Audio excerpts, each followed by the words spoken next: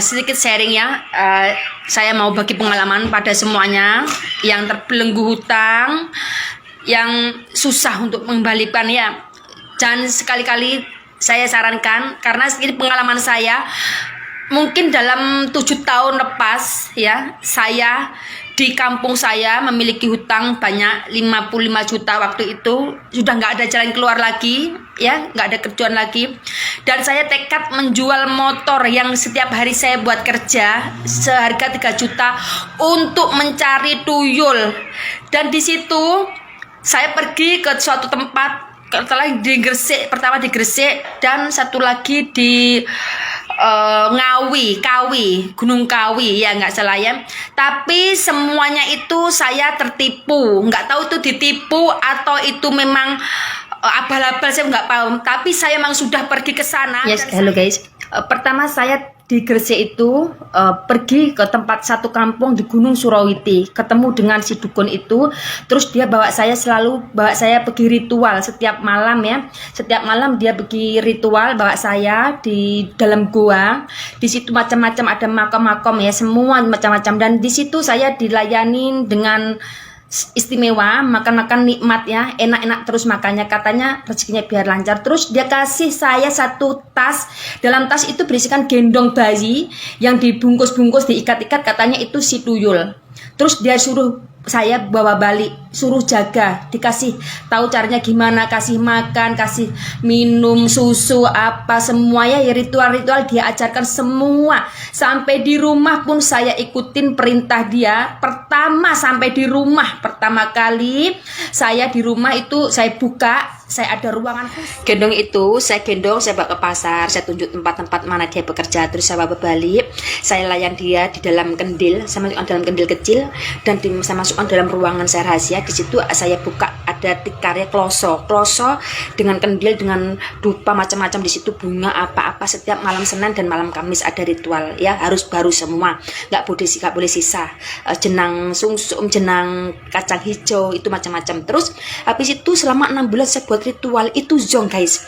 Saya buka kendil nggak ada duit, katanya kan dalam kendil ada berapa, nggak ada. Saya kancing nggak ada. Akhirnya saya bilang sama suami saya minta maaf ya. Terus saya bawa barang itu, saya minta maaf, terus saya bawa ke rumah ustadz saya bilang minta maaf. Di situ saya kena marah habis-habisan, dan ustadz tuh marah banyak, dia suruh saya sholat ini macam-macam lah pokoknya ya, saya harus lakukan. Nah, saya harus lakukan sambil saya menangis di situ sampai saya puasa. Akhirnya saya bertanya sama si ustadz saya itu ya, dia sudah membuka, katanya sudah melihat apa yang ada dalam situ.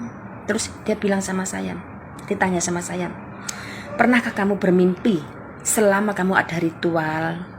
Pernahkah kamu seolah-olah ada yang datang di rumah kamu minta suruh buka pintu atau apa? Saya terus bilang, iya, memang saya sering sekali mimpi. Dalam mimpi itu selalu saya cerita dengan suami saya, tapi suami saya selalu bilang alah mimpi, kebiasaan gitu. Itu saya suruh tanya dengan suami saya. Saya selalu mimpi kalau selalu ada 2 anak ya, enggak kecil, udah besar juga sih. Dua-duanya itu selalu dia melambaikan tangan dengan saya. Saya pikir mungkin anak saya yang keguguran dulu gitu ya. Saya selalu gini Fatihah. Ternyata bukan. Ternyata ya mungkin barang itu. Dia selalu ketuk-ketuk pintu. Tapi yang saya heran, rumah saya pintunya ke depan.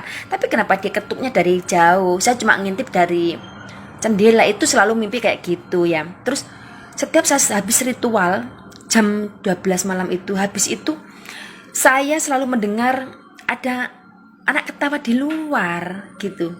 Ada anak tertawa-tertawa, tapi saya nggak merasa itu ya, kan sedang tidur. Setiap jam 12, jam 1 itu saya mau tidur, saya selalu ada mungkin memang iya ya, selalu telinga tuh terdengar ada anak-anak panggil gitu, panggil nama saya. Tapi saya nggak merasa kalau barang-barang itu, nggak merasa ya. Saya pikir cuma mungkin halusinasi saya, atau saya karena angan-angan atau apa gitu ya.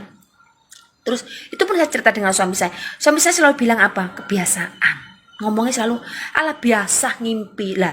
Itu yang aku malas. Jadi aku selalu simpan. Jadi akhirnya aku cerita dengan si Ustadz. Iya, aku memang sering mimpi, bukan sering lagi. Setiap malam Senin dan malam Kamis selalu ada hal-hal mistik. Nah, bilang gitu. Selalu ada hal-hal mistik di luar rumah. Bilang gitu kan. Itu Ustadz terus cerita. Iya, ini dia nggak bisa masuk rumah kamu karena rumah kamu ada pagarnya. Nah, istilahnya kamu kunci. Saya nggak merasa ngunci rumah saya, nggak merasa pasang pagar di rumah saya ya. Terus akhirnya suami saya yang cerita kalau rumah itu suami saya dulu ada kasih pagar dari Ustadz itu. Ustadz itu cerita dengan suami saya banyak pasal suami saya dulu.